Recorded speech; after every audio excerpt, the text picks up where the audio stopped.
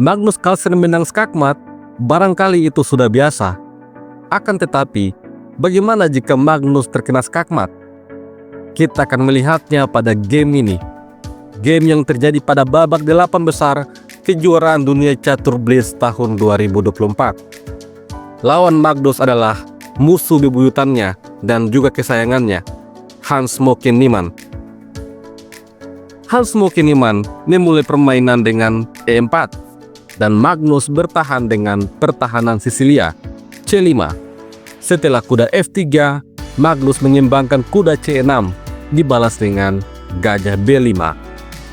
Varian ini disebut dengan Nesmedinov Rossolimo. Kemudian Magnus mendorong E5. Ini membiarkan petak D5 menjadi petak outpost. Setelah itu kuda C3 dibalas D6. Magnus Carlsen siap untuk menyembangkan gajah petak terang. Hans Niemann kemudian menarik mundur gajahnya ke petak C4, memberikan tekanan pada pion F7 sekaligus mengontrol petak D5. Dibalas dengan gajah E7, lalu D3. Niemann ingin mengeluarkan gajah petak gelap. Setelah itu, Magnus melanjutkan pengembangan kuda ke petak F6, dibalas dengan H3, sebuah langkah profilaksis mencegah lompatan kuda ataupun gajah.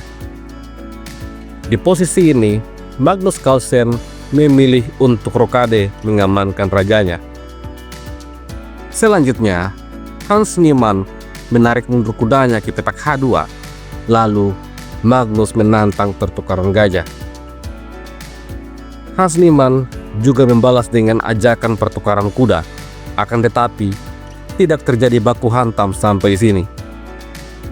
Magnus Carlsen terlebih dahulu menempatkan kudanya di petak D4.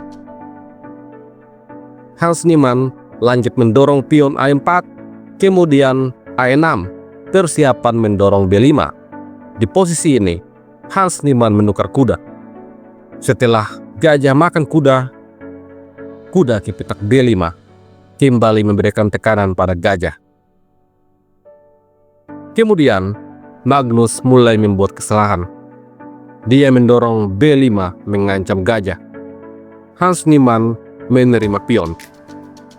Di posisi ini, Magnus sepertinya mulai menyadari kesalahannya. Jika pion makan pion, maka benteng makan benteng, ancaman pada menteri. Setelah menteri ke petak A8, kuda makan gajah. Pion makan kuda, gajah makan gajah.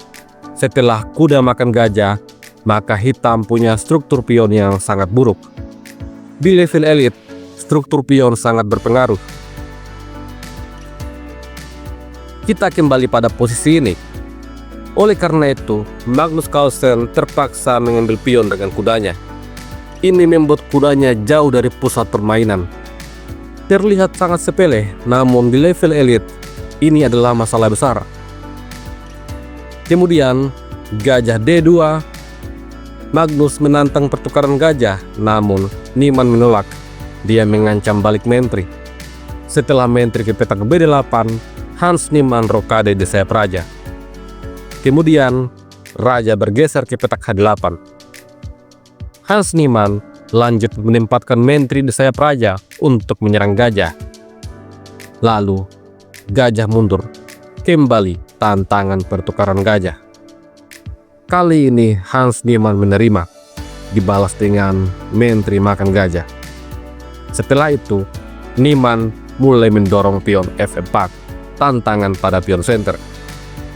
Dibalas dengan F6, lalu pion makan pion, pion D makan pion.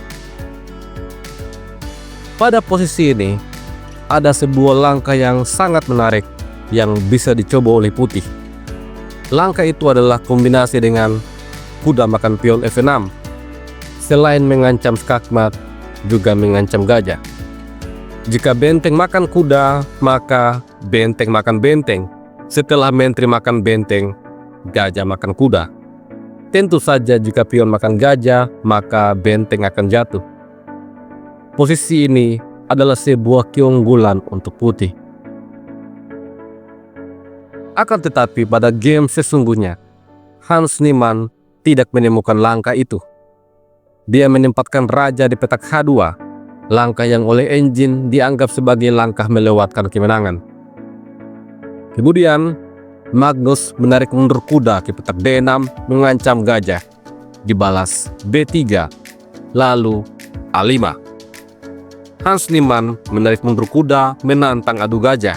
Kali ini, kuda makan gajah. Setelah itu, pion makan kuda, lalu mentri menyerang pion dan juga kuda. Hans Niemann menyelamatkan kudanya, membiarkan Magnus makan pion. Setelah itu, Niemann juga mendapatkan pion. Ini sekaligus menyerang gajah. Gajah mundur ke petak F7, mengancam keselamatan mentri. Mentri diadu, dan Magnus Carlsen menerima pertukaran mentri. Benteng makan mentri. Setelah itu, benteng mengancam pion, lalu Hans Niemann menempatkan benteng di petak A3. Persiapan untuk doubling benteng. Di posisi ini, Magnus Carlsen kembali membuat kesalahan. Benteng mengancam kuda, lalu kuda ke petak B7. Ancaman forking pada langkah selanjutnya. Magnus Carlsen menyerang kuda, tetapi sesuai dengan rencana, kuda ke petak D6. Ancaman pada benteng dan juga gajah. Setelah benteng ke petak C7, Hans Niemann memainkan sebuah jebakan. Di posisi ini, dia memakan pion, memberikan pion racun untuk Magnus. Apabila pion racun ini diterima, maka kuda makan gajah, skak. Dan jika benteng makan kuda, maka benteng D8, skak. Setelah benteng menutup skak, benteng makan benteng, backrank match. Oleh karena itu, Magnus Carlsen tidak tertipu. Dia mencoba untuk menempatkan rajanya di petak G8 terlebih dahulu. Sekarang dia siap untuk makan pion ini. Namun, Hans Niemann menantang adu benteng.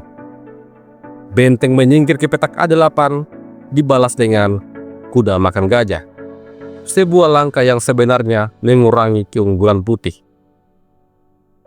Setelah itu, raja makan kuda, lalu C5. Hans Niemann mulai mendorong pion bebasnya. Benteng ke petak A2, B4. Setelah benteng ke petak B2, Magnus membuat blunder. Di posisi ini, langkah terbaik bagi putih adalah benteng C1. Akan tetapi, Hans Niemann membuat langkah yang tidak tepat. Benteng B8. Ini mengizinkan Magnus memainkan pukulan kombinasi benteng makan pion. Jika pion makan benteng, maka benteng Niemann pun akan jatuh. Oleh karena itu, Hans Niemann menyerang raja dengan benteng. Sampai di posisi ini, Magnus Carlsen dihadapkan pada dua pilihan. Raja lari ke petak E6 atau G6. Dan sialnya, Magnus Carlsen memilih langkah yang tidak tepat. Dia lari ke petak E6, membiarkan Niemann untuk mendapatkan pion dan mengancam pion H. Di posisi ini, Magnus Carlsen menarik mundur bentengnya ke petak C6. Setelah itu, Hans Niemann mendorong pion. Kembali ancaman pada benteng. Apabila benteng lari ke petak C4 misalnya, maka benteng B6, skak. Tidak ada tempat pelarian bagi raja. Benteng harus menutup skak. Setelah itu, benteng makan benteng, dan skakmat pun terjadi. Oleh karena itu, Magnus Carlsen mencoba dengan benteng D6. Namun Hans Niemann punya langkah pamungkas, benteng E8. Skakmat pun tidak terhindarkan. Sebuah game yang sangat luar biasa dari Hans Niemann yang bisa membuat Magnus terkena skakmat. Sampai jumpa lagi pada video selanjutnya. Salam Gens Unasumus.